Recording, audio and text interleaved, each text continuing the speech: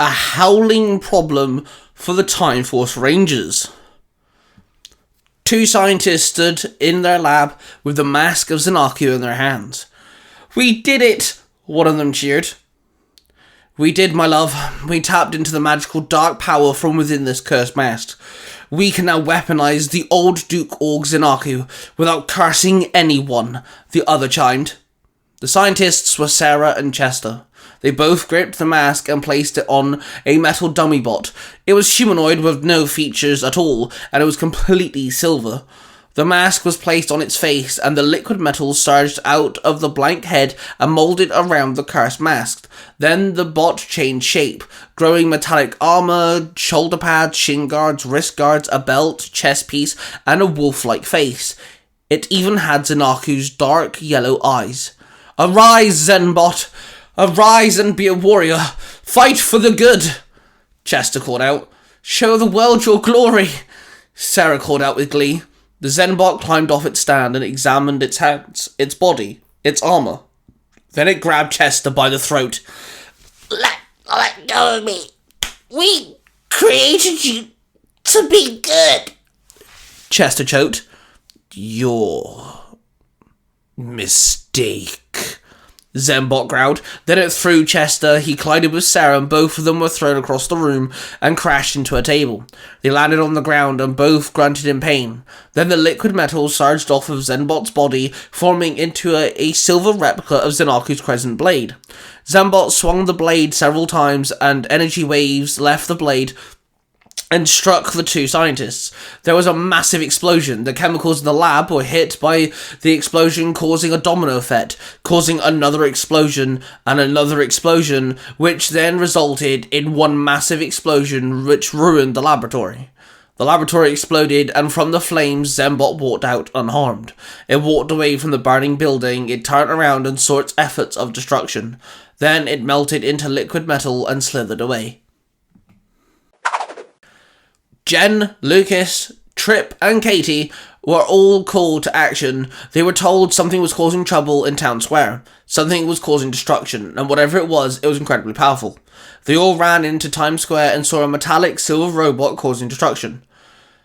"Rangers, it's been scanned. It's dubbed Zenbot. It actually has the mask of Xanaku inside of it. A very powerful Duke Org that resurfaced back in 2003. He was one of the many enemies of the Wild Force Rangers. Originally, the host was Merrick, the Silver Ranger. Now it's using some form of liquid metal fused metallic alloy, which is a robot. Whoever built this thing had knowledge of technology and Org biology," Circuit told them through their communicators. "We do not have time to call upon the Wild Force Rangers, nor get a message to Wes. We have to deal with this right now," Jen growled. "We're right behind you, Jen," Katie said confidently. "Yeah, let's ruin this tin head," Lucas chirped. "What if it's too powerful?" Trip asked shyly. "It's nothing we haven't faced before. Let's be honest," Jen told him, placing her hand on Trip's shoulder. He looked at her and nodded. Then they all approached the Zenbot as the screaming crowd ran away. "Rangers. Target acquired. You will be eliminated," Zenbot told them. "No, we're going to bring you in so we can put that cursed mask back in the vault," Jen replied. "Do not compute a mission. Must save the world," Zenbot stated. "Did it just say it wants to save the world?" Trip asked. "Maybe it was programmed to kinda be good," Katie suggested. "Does this look good to you?" Lucas snapped at her, gesturing to the destroyed building that circled around them. "It doesn't matter, we have to stop it," Jen said. "You will not succeed," Zenbot said. Then it held up its crescent blade. "Ready!" Jen called out as she held up her chronomorpher. "Ready!" The other three all called out in unison, mimicking Jen's actions. Then all four of them crossed their arms and pressed their morpher. Time Force!" They all called out. Then a surge of morphing grid energy wrapped around them as they all individually morphed into the Time Force Rangers.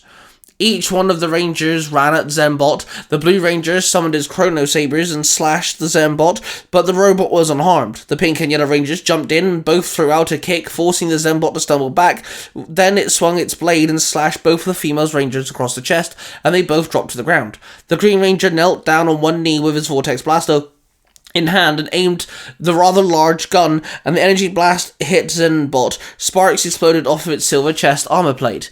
Zenbot's crescent blade extended, and it swung the blade, releasing its crescent wave attack.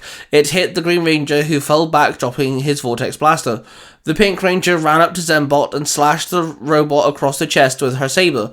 Then she kicked it back. She then jumped over the robot, landing behind it, and she kicked it in the back, making it stumble forward. The Yellow Ranger threw her almighty fist forward. With all of her super strength, she punched Zenbot back. The Blue Ranger landed next to Zenbot and struck it multiple times with both of his sabers.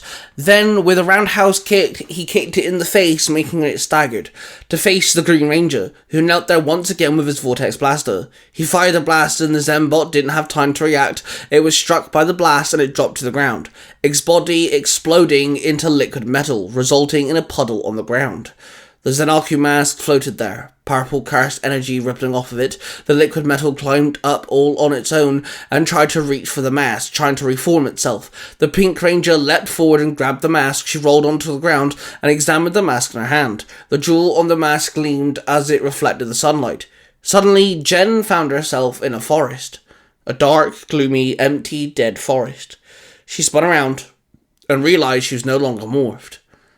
"Hello, Jen," a voice said behind her. She spun around to see the legendary Duke Org Zenaku stood there. "You must be Zenaku," Jen sighed. I am sorry the cursed mass has caused more harm. It has been in slumber for a few hundred years," Zenaku stated. "Are you apologizing to me right now?" Jen asked, confused. "I am not the Org I once was. After the master was destroyed by the Zenaku host Merrick and his Wild Force Ranger friends, they disbanded. I went on the soul journey with Merrick.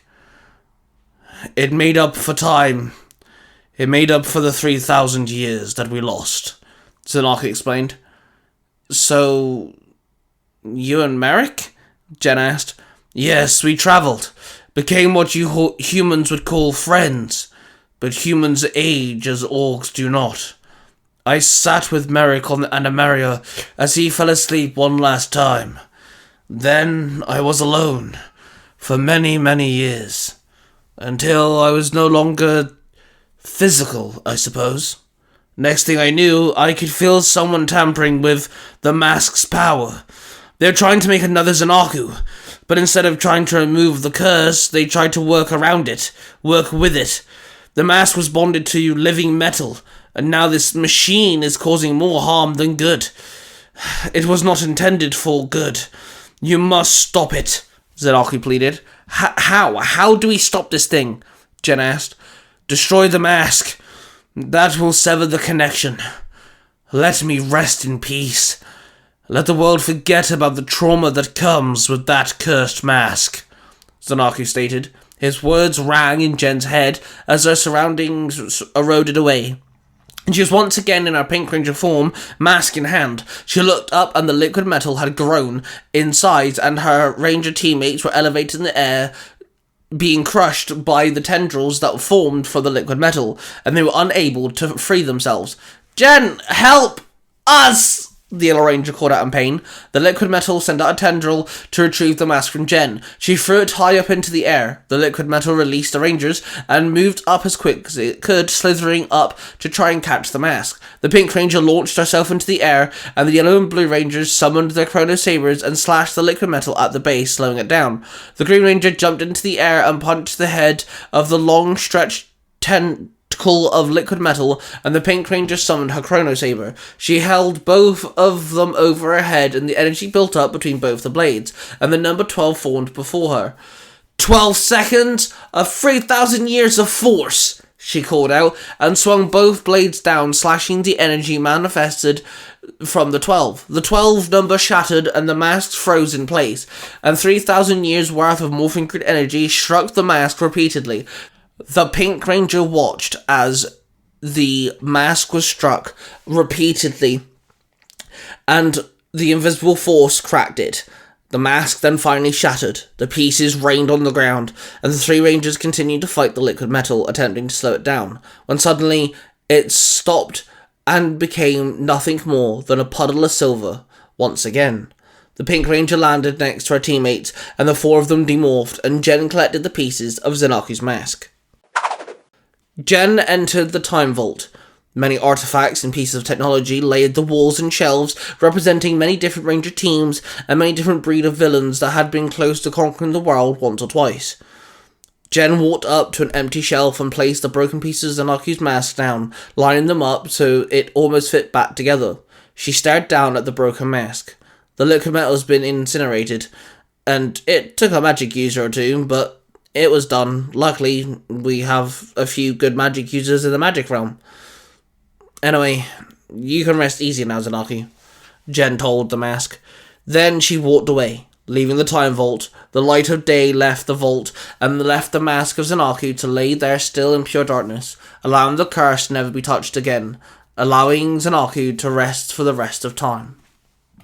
What you have just listened to is a product created by the Three Ranger Bros Studio. Hosted by three cosplaying fathers who happen to be massive geeks of all sorts of fandoms. They are Mark, the Red Cornish Ranger, Cosplay Dude 637, and Tai Tiger. The studio covers different types of YouTube videos, TikToks, podcasts, and live streams. If you wish to find out who cosplays who, the YouTube channel, the TikTok accounts, and the podcasts, and all of the other social media platforms, please go to the 3rangerbrostudios.com.